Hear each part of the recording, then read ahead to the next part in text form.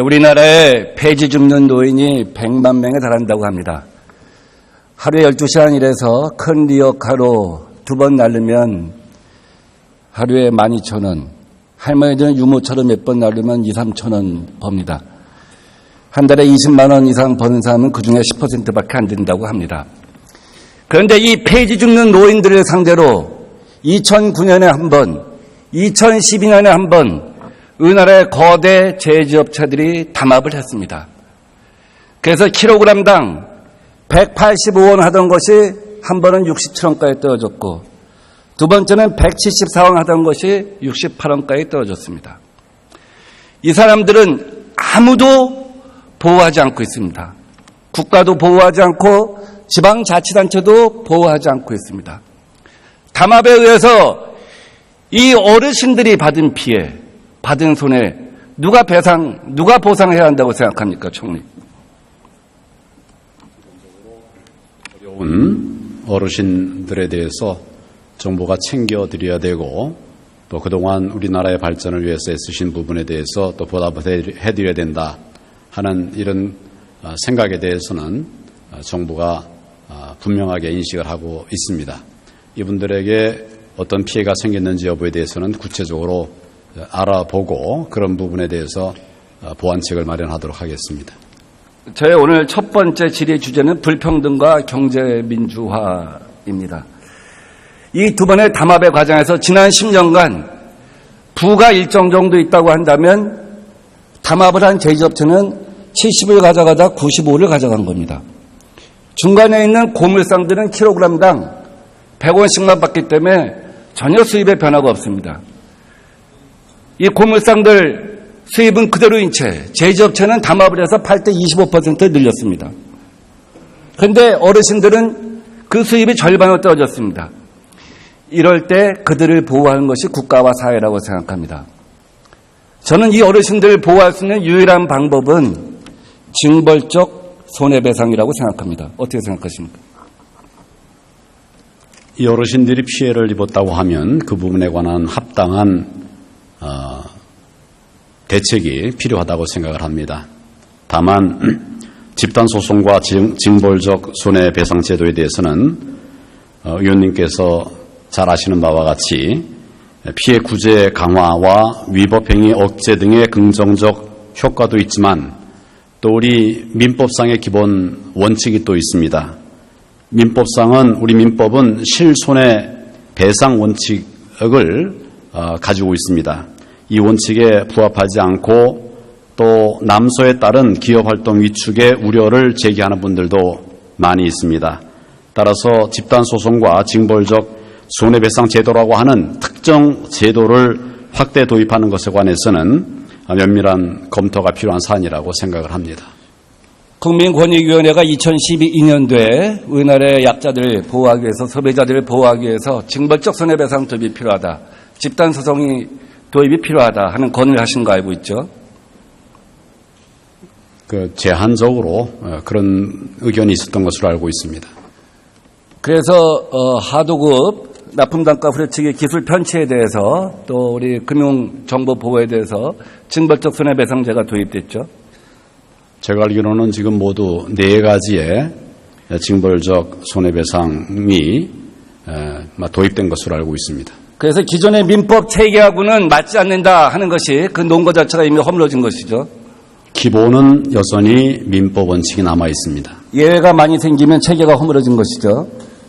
방금 말씀드렸다시피 오랜 기간에 걸쳐서 4건의 징벌적 손해배상 제도가 도입이 되었습니다. 담합은 자본주의에 있어서 가장 큰 죄악이죠. 죄악입니다.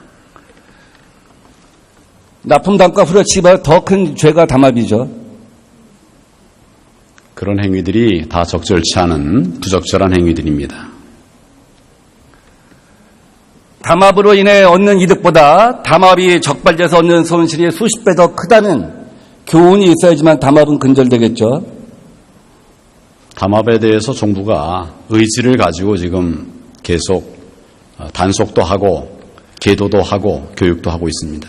이런 담합으로 인한 소비자 손해 또 독극물이랄지 혹은 또 소비자에 대한 사기, 중대한 과실, 환경 피해 이런 것들을 막기 위해서 미국에선 징벌적 손해배상제가 도입되어 있죠.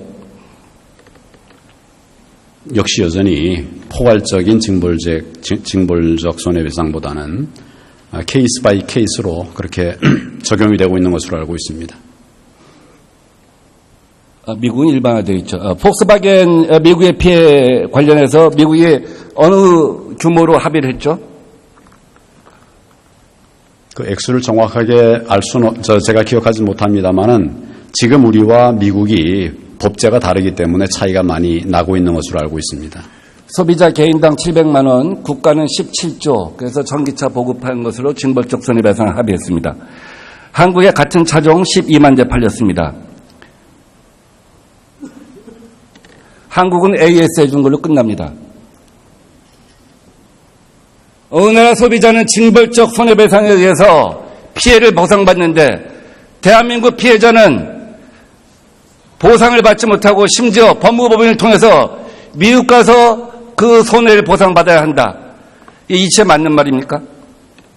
우리에게는 대륙법계에 따른 기본 법제가 있고 또 미국은 영미법계에 따른 법제가 달라서 그런 차이가 생기는데 저희도 그런 많은 국민들을 상대로 한 손해 가해 행위에 대해서는 적절한 처벌이 될 수 있도록 하기 위한 방안들을 여러 가지로 강구하고 있습니다.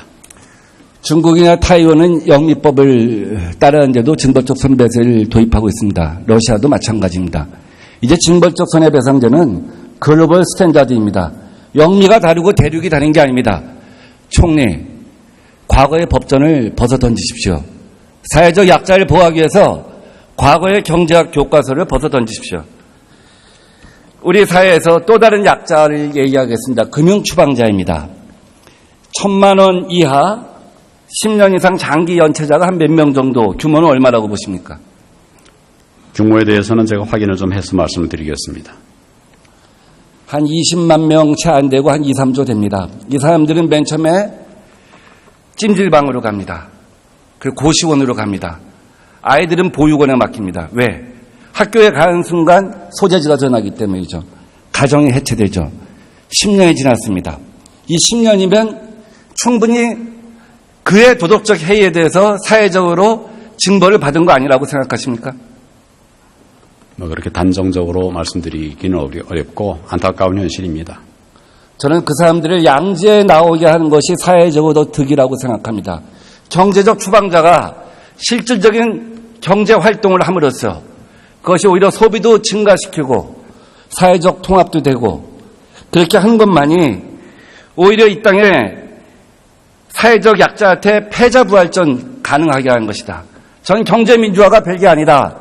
아까 말씀드린 대한민국의 100만 명 되는 노인들한테 징벌적 손해배상자라고 하는 방패와 창을 주고 10년간 1,000만 원 이하의 부채 때문에 악성 추심에 시달렸던 사회적 패자에게 패자부활전의 기회를 주는 것이다. 그것이 국가가 할 일이다 라고 생각합니다. 어떻게 생각하십니까? 사회적 약자에게 패자부활전의 기회를 주는 것은 마땅한 정부의 또 우리 사회의 책임이라고 생각을 합니다. 다만 우리 시스템 하에서 그것을 추진하는 데 필요한 여러 가지 법제가 있기 때문에 그 부분에 대해서는 법제 개선을 하는 노력들이 선행되어야 한다고 생각을 합니다. 강자의 패배와 강자의 도덕적 해이에서는 그렇게 관용적이고 사회적 약자의 패배에 대해서는 이렇게 무관용으로 임하는 사회, 과연 그것이 국가가 할 일이라고 저는 생각하지 않습니다. 근본적인 인식의 전환이 요구된다고 생각합니다. 실제로 많은 금융기관들하고 얘기를 해보면 좋다.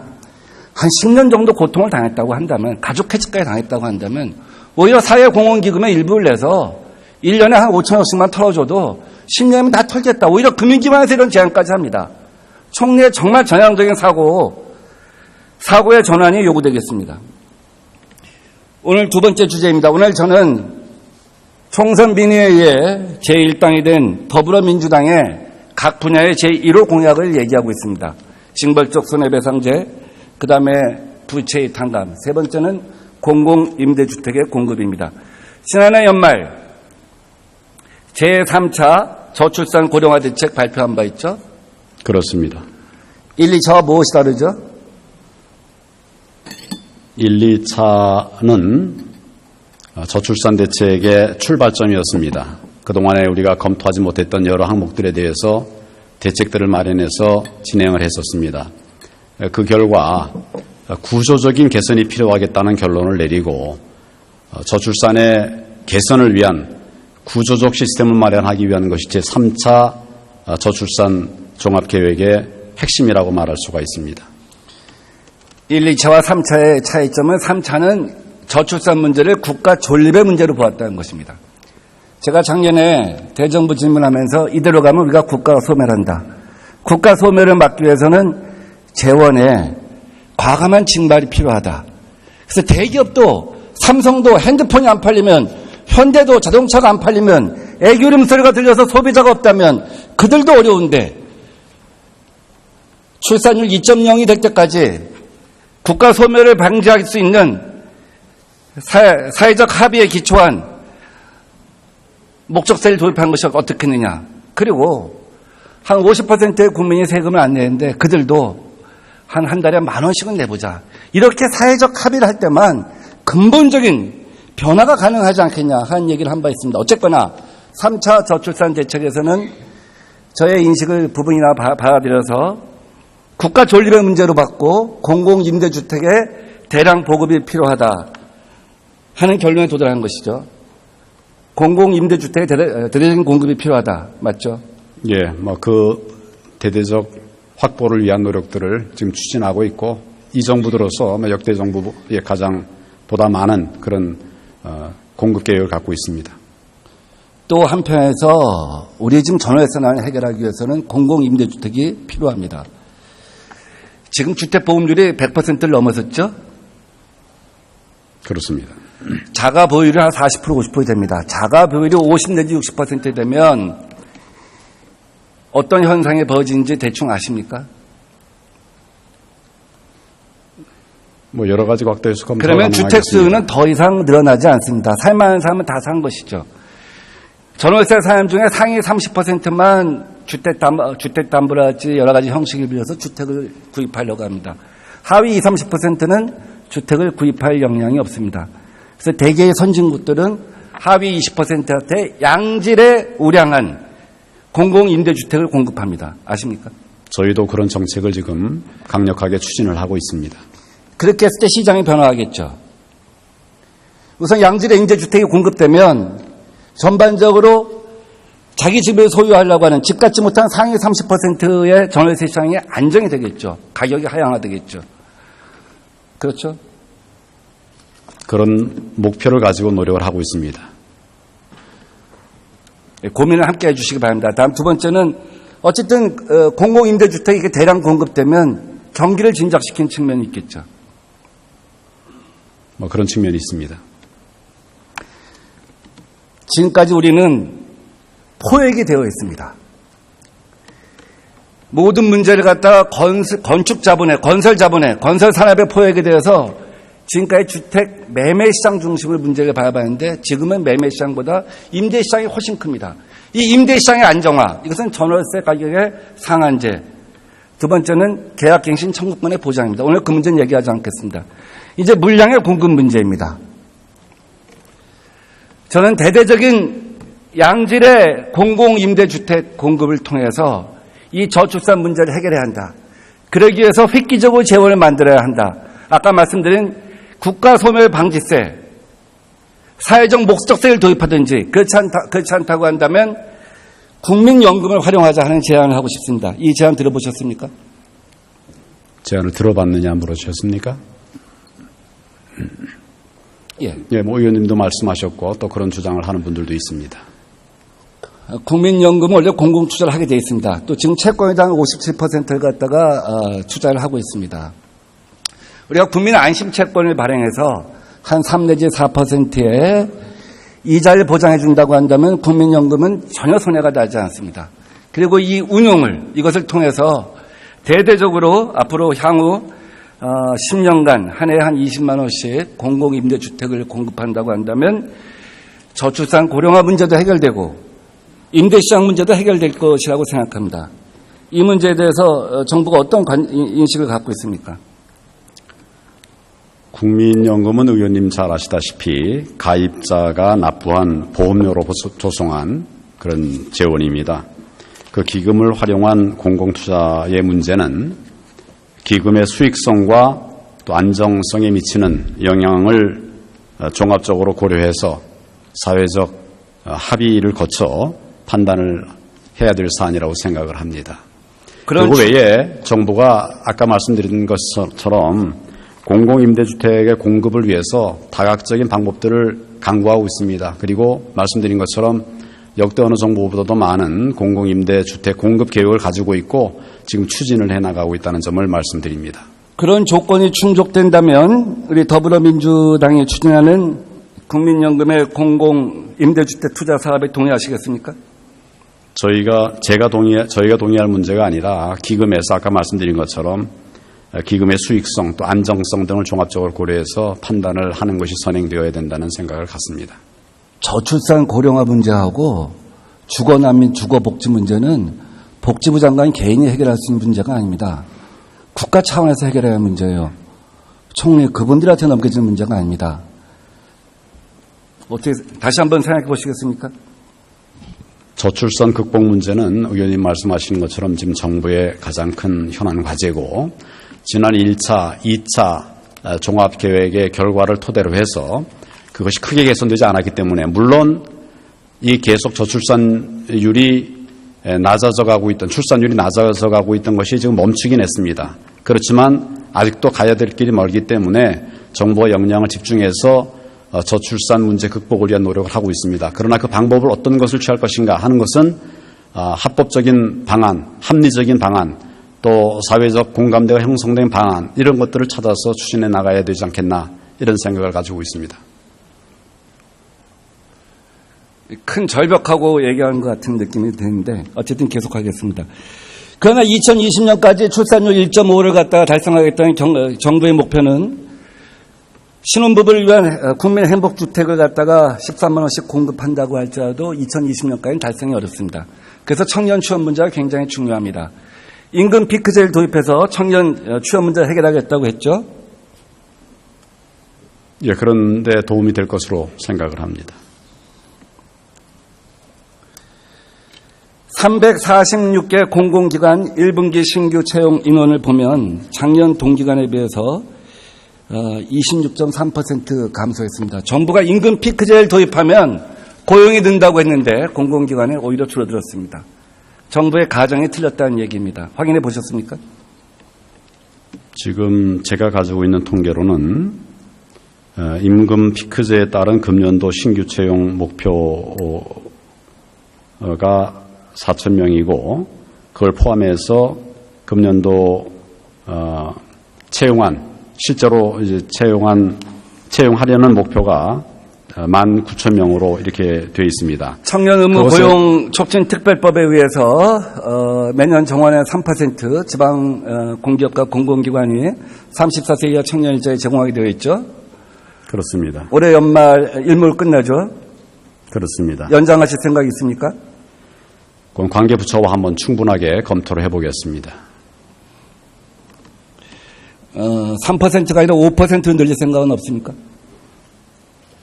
많이 늘리면 좋겠습니다만은 고용의 또 기회균등의 문제 등도 있기 때문에 아까 말씀드린 것처럼 관계부처들과 충분한 협의를 통해서 판단을 하도록 하겠습니다. 일반 대기업에도 확대 적용할 생각은 없습니까?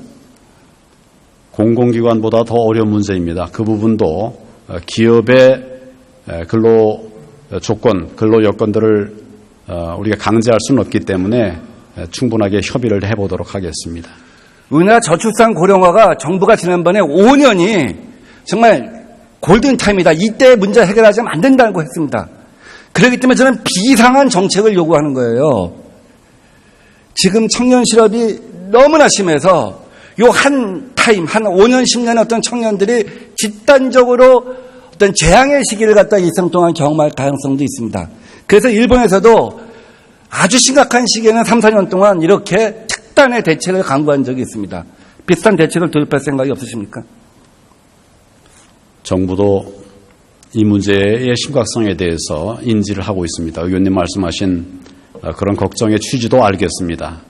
여러 가지 대책들을 마련해 나간 것들이 실효성 있게 진행될 수 있도록 챙기고 모니터링을 하도록 하겠습니다. 저는 총선 민의에 의해서 확인된 우리 당의 분야별 4가지 공약을 얘기한 바 있습니다. 이제 낡은 경제학 교과서를 벗어 던져 보십시오. 법학사전을 던지십시오. 새로운 경제학 교과서를 읽어보십시오. 자, 구조조정 문제 얘기하겠습니다. 분식회계는 자본주의의 적이죠. 분식회계는 있어서는 안 되는 일입니다. 그래서 미국 같은 경우는 분식회계를 한 앨런 책임자를 징역 25년에 처했죠. 뭐 사안마다 다르겠습니다만은 우리보다 양형이 중한 것으로 알고 있습니다. 분식회계 공정한 회계법인은 문을 닫게 했죠. 미국의 경우를 말씀하시는 네. 건가요? 네, 뭐 그런 조치들이 있었던 것으로 알고 있습니다. 우리 검찰 수사하고 있죠. 대우조선 분식회계. 예, 수사하고 있습니다. 대우조선 분식회계 검찰 조사를 통해서 다시는 이런 분식이 이 땅의 자본주의에 존재해서는 안 된다 하는 특단의 어떤 각오가 서 있습니까? 의원님 잘 아시다시피 분식회계에 대한 검찰의 입장은 확고합니다. 철저하게 조사해서 철저하게 진상을 밝혀내서 그에 상응한 징벌을 가하고 또 필요한 부분들은 또 회수를 하고 그런 노력들을 할 것으로 그렇게 압니다. 대우조선이 그렇게 방만한 경영을 한 데에는 정치적 배후가 있다. 든든한 백이 있다. 그렇게 수없이 많이 오는 낙하산이 온 것도 사실 다 그런 정치적 백에 의해서 온 것이고 그 사람들에 의해서 어떤 보호가 된 것이다. 이런 얘기가 있는데 검찰이 이 부분까지 수사할 것입니까?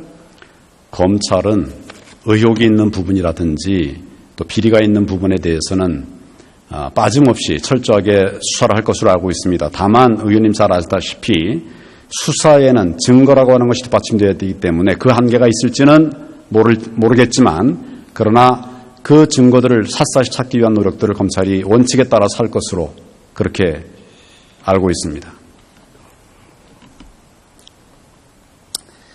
대우조선 해양 등의 정경유착의 비리나 그 단초가 나온다면 외면하거나 비껴서 있지 않을 각오가 되어 있습니까?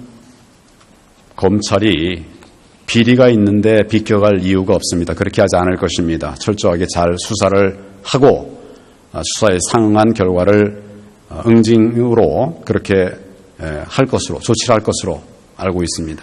대우조선 해양의 배후에는 이명박 정권과 그 실세들이 있다. 라고 한 것이 언론의 지적이었습니다. 그것도 비껴서지 않겠습니까? 그런 구체적인 사례들에 대해서는 증거에 따라서 철저하게 수사를 할 것으로 알고 있습니다. 단초가 발견된다면 물러서지 않을 생각입니까? 전제를 토대로 말씀을 드릴 수는 없습니다. 그러나 범죄 혐의가 인정이 되면 원칙대로 처벌할 것입니다. 롯데그룹에 대한 검찰 수사가 진행되고 있습니다. 롯데그룹이 롯데월드 인허가, 부산 롯데월드 부지용도 변경, 맥주 사업 진출, 여기도 전 정권이 깊숙이 관여되어 있다고 알려지고 있습니다. 역시 전 정권과 관련된 비리가 있다고 한다면 검찰은 비껴서지 않을 각오가 되어 있습니까? 거듭 말씀드리지만 검찰은 비리가 있으면 수사를 합니다. 수사 결과 나온 증거를 토대로 해서 합당한 그런 결정을 할 것으로 그렇게 알고 있습니다. 구조조정의 적들이란 말 들어보셨습니까? 구조조정의 적들. 예. 뭐 그런 얘기가 인터넷을 통해서 좀 봤습니다. 외부 회계법인, 신용평가사, 이들이 그들을 눈 감아줬다. 아니다. 그들은 의리기 때문에 그럴 수밖에 없었다. 여기서도 개혁이 필요하다. 이게 첫째죠. 다음 두 번째, 국책은행 이대로 방치하면 안 됩니다. 국책은행 개혁해야 합니다. 정권에 하수인이 된 국책은행 필요 없죠. 차라리 민영화하든지 아니면 독립성을 보장해 줘야죠. 동의하십니까? 국책은행이 바로 서야 된다는 생각 갖고 있습니다. 그리고 그렇게 하기 위해서 노력을 했는데 미진한 점이 나타난다면 그런 부분에 대해서는 필요한 조치들이 취해질 것입니다. 아직 우리는 구조조정을 컨트롤 타워를 정부가 해야 합니다. 근데 정부가 투명하지 않습니다. 서별관 회의, 이게 뭐 최경환 경제부총리 개인의 친목계도 아니고 경제교사들의 모임도 아닌데 앞으로 법률적으로 정비하겠습니까? 그 부분에 대해서는 운영 실태라든지 또 그동안의 운영에 있어서의 어떤 효용성이라든지 이런 부분들을 한번 판단을 하고 검토를 하도록 그렇게 하겠습니다. IMF 때 우리 국민들은 기업과 정부의 실패에 대해서 아쉬워했습니다. 그래서 근무오기를 했습니다. 왜? 대기업이 나와 내 자식의 일자리를 보장해 줬다고 생각했기 때문입니다. 그런데 지금은 그렇지 않습니다. 대기업과 정부의 실패에 대해서 국민들이 함께 고통을 분담하지 않습니다. 왜? 나와 내 아들의 직장을 빼앗아가고 골목시장에 침투했다고 생각했기 때문입니다. 그래서 이제는 이처럼 부실화의 책임이 누구한테 있는지, 원인이 누구한테 있는지 투명하게 분명하게 공개해야 합니다. 그래야지만 국민들이 동의합니다. 기업과 정부의 실패에 대해서 국민들한테 손을 벌린다고 한다면 국민들이 돈 내는 세금을 갖고 이것을 투명하게 다시 살려서 대기업을 갖다가 더 효율적인 것으로 만들려고 한다면 국민한테 정확하게 진상보고를 해야 합니다. 그래서 다시 말씀드립니다. 이제 국정조사를 반드시 해야 합니다. 국정조사를 통해서 부실화의 원인이 어디에 있는지, 책임이 누구한테 있는지, 앞으로 어느 방향으로 가야 하는지 정말 국회가 투명하게 들여다보고 국민한테 보고를 할 때만 앞으로 상시적 구조조정에 있어서 우리가 사회적 통합과 국민적 동의를 얻을 수 있다고 생각합니다. 정치해 주셔서 감사합니다. 민병두 의원 수고하셨습니다. 다음은 국민의당 비례대표 최이배 의원 나오셔서 질문해 주시기 바랍니다.